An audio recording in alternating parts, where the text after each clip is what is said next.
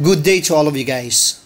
Hari ini saya mau jawab beberapa komen dan isu panas pasal kenyataan saksi pertama kes Zara di mahkamah.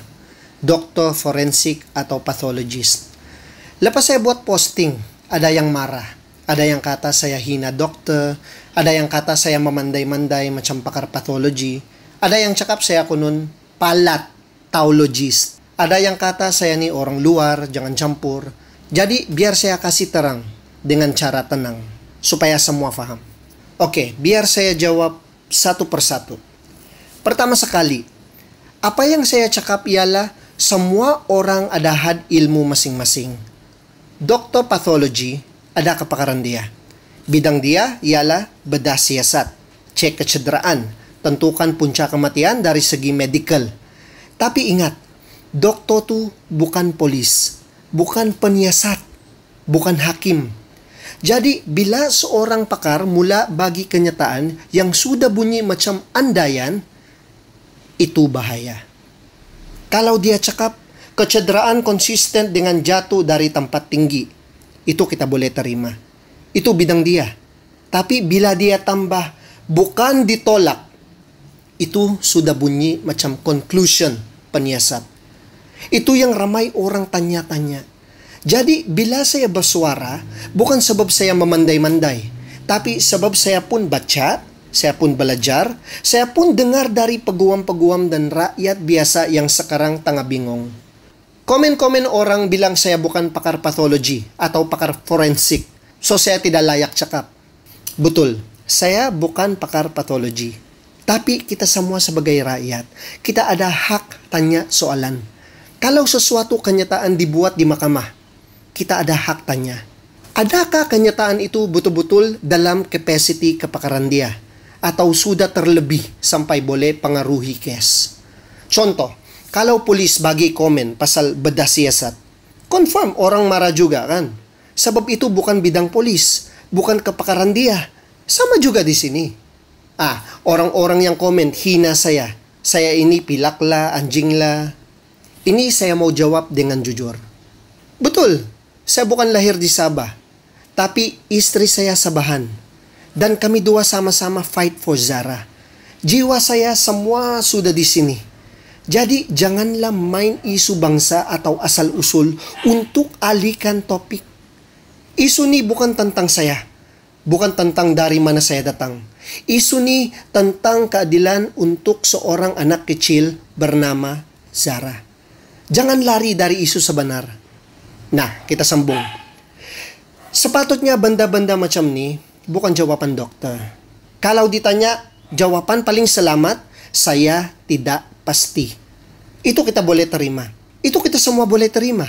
Tapi bila dokter cakap Zara jatuh bukan ditolak, itu sudah jadi andaian. Dan andaian macam tu boleh pengaruhi keputusan mahkamah. Doktor pathology bukan polis. Polis pun masih pening cari bukti, masih cari jawapan macam mana Zara boleh jatuh.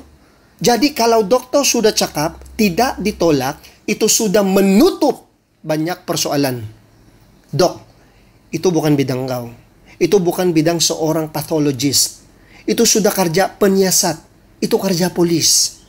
Saya ulang, kita semua boleh terima kalau doktor cakap kecederaan konsisten dengan jatuh dari tempat tinggi. Itu memang bidang dia. Tapi jangan lebih daripada tu. Jangan sampai kenyataan tu bunyi macam keputusan akhir atau conclusion. Itu yang kita persoalkan. Doktor boleh cakap begini, punca kematian, kecederaan akibat jatuh dari tempat tinggi. Itu tepat. Tapi bila tambah tidak ditolak, itu sudah buat orang fikir. Macam mana dia boleh pasti ya? Adakah bukti lain? Ada saksi mata ke? Kalau tiada, kenapa buat kenyataan macam tu? Kalau dia cakap, saya tidak pasti sama ada ditolak atau terjatuh sendiri. Tapi kecederaan konsisten dengan jatuh. Itu neutral. Orang boleh terima. Kalau dia cakap, saya tidak nampak tanda-tanda kecederaan lain selain kesan jatuh. Itu pun okey. Sebab itu bidang dia. Kalau dia cakap, saya pasti Zara tidak ditolak. Itu bermasalah. Sebab itu bukan bidang dia. Kalau dia cakap, saya tidak tahu, itu tugas penyiasat polis. Itu lebih selamat dan tidak mengelirukan. Kawan-kawan, saya bukan marah dokter. Saya bukan kurang ajar sama saksi. Saya hormat semua orang yang ada ilmu. Tapi sebagai rakyat, kita juga mesti bijak bertanya. Kalau ada kenyataan yang boleh mempengaruhi keputusan mahkamah, sebab ini di dalam mahkamah, bukan di siring jalan. Kita kena pastikan kenyataan itu datang betul-betul dari bidang yang tepat. Saya percaya dokter ini pun orang baik. Dia buat kerja ikut pengalaman dia. Cuma mungkin cara dia jawab boleh menimbulkan salah faham. Dan saya percaya mahkamah, peguam, hakim, semua mereka akan tapis dan timbang. Amin, amin, amin. Akhir sekali, untuk semua yang marah-marah saya di komen tuh, saya hormat pandangan kamu semua.